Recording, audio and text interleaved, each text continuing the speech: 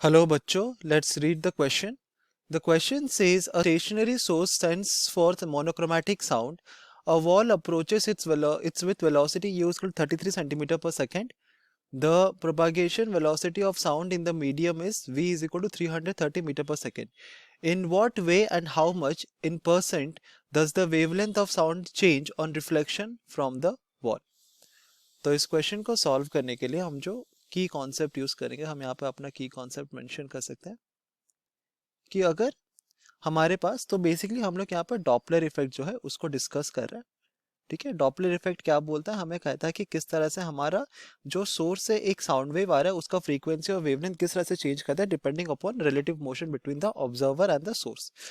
तो अगर हमारे पास एक सोर्स है और एक ऑब्जर्वर है, ठीक है, तो अगर हमारा सोर्स स्टेशनरी है और यहाँ से साउंड वेव्स आ रहे हैं और ऑब्जर्वर सोर्स की तरफ मूव कर रहा है, देन हम देखते हैं कि ये साउंड वेव ऐसे, तो बिफोर तो अगर हम ऑब्जर्व करें कि at time t is equal to 0 दोनों स्टेशनरी थे। ठीक है, सो सोर्स भी स्टेशनरी था, ऑब्जर्वर भी स्टेशनरी था, बट उसके बाद जस्ट t इक्वल टू 0 के बाद हम देखते हैं कि सोर्स हमारा स्टेशनरी ही रह रहा है बट ऑब्जर्वर जो है वो मूव कर रहा है टुवर्ड्स द सोर्स। ठीक है, तो इस केस में ऑल्दो हमारा साउंड वेव ऐसे रिलीज हो गया है बट हमारा जो डिस्टेंस है ना इन दोनों के बीच का, वो हम क्या करते हैं, हम देख रहे हैं कि वो डिक्रीज हो रहा है।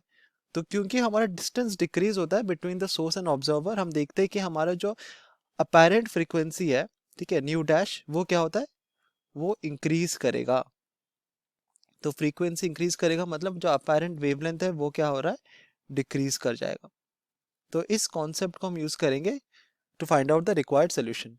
तो क्वेश्चन में कहा गया है कि हमारे पास एक स्टेशनरी सोर्स है, तो हम अज्यूम करते हैं कि कैपिटल एस जो है हमारा वो सोर्स है। ठीक है, और हमें कहा गया है कि ये स्टेशनरी है, मतलब इसका वेलोसिटी जो है वो है 0 सेंटीमीटर्स पर second.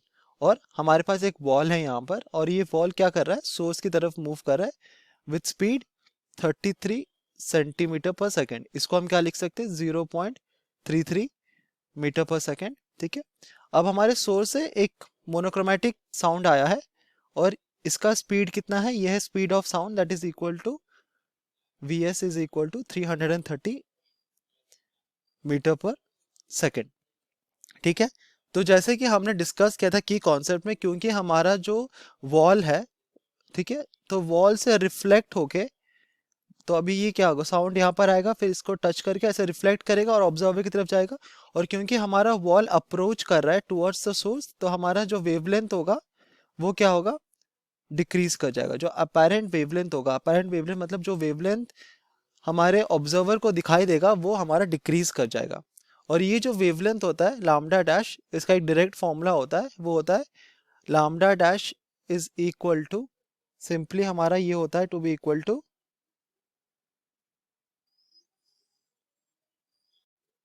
c minus of v by c plus of v multiplied by lambda. तो लैम्डा यहाँ पर हमारा क्या है, ये है हमारा original wavelength of the monochromatic sound.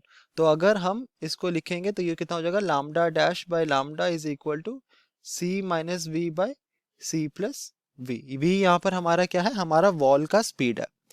तो अगर हम दोनों साइड को -1 से हम उसको डिफरेंस लेंगे तो ये कितना होगा, lambda dash by lambda minus of 1 is equal to c minus of v by c plus v minus 1।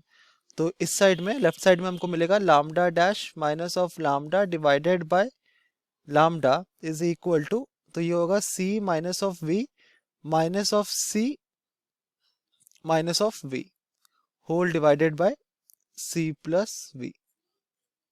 तो c और c यहाँ पर हमारा कैंसिल हो जाता है और हमको मिलता है this is equal to minus of 2v c plus v। तो यहाँ पर हम जो c की बात कर रहे हैं ये हमने इक्वल टू है स्पीड ऑफ साउंड, जो कि हमने लिया था equal to 330 metre per second. तो अगर हम on the left hand side observe करें तो lambda dash minus of lambda divided by lambda, ये कितना होता है हमारा, इसको अगर हम 100 से मल्टीप्लाई कर देंगे तो ये हमारा हो जाएगा परसेंटेज चेंज इन वेवलेंथ। तो हम लिख सकते हैं यहाँ पर percentage change in wavelength, wavelength हमारा किस तरह से और कितने परसेंट से चेंज हो रहा है, इसका वैल्यू हमें लेफ्ट हैंड साइड में मिल रहा है। तो ये कितना हो जाएगा, अगर इसको हम मल्टीप्लाई कर देंगे विथ 100 एज वेल, तो यहाँ पे नेगेटिव साइन ये इंडिकेट करता है कि हमारा ये डिक्रीज कर रहा है, ठीक है। तो अगर हम मैग्नीट्यूड की बात करें तो ये होगा 2 multiplied by 0.33 multiplied by 100 whole divided by c plus v, तो ये हो जाएगा 330 प्लस 0.33, ठीक है। तो क्योंकि हमारा c is very very greater than v, तो हम इसको लिख सकते हैं कि c plus v is nearly equal to c।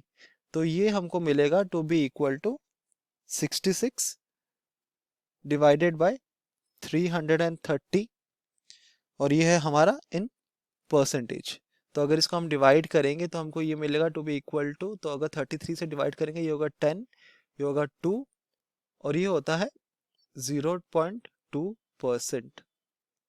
तो हम देखते हैं कि जब हमारा वॉल मूव कर रहा है टुवर्ड्स द सोर्स, तो हमारा जो अपेरेंट वेवलेंथ है जो कि ऑब्जर्वर ऑब्जर्व करता है वो डिक्रीज करेगा, और कितने परसेंटेज से डिक्रीज करेगा ना, 0.2% से वो डिक्रीज करेगा।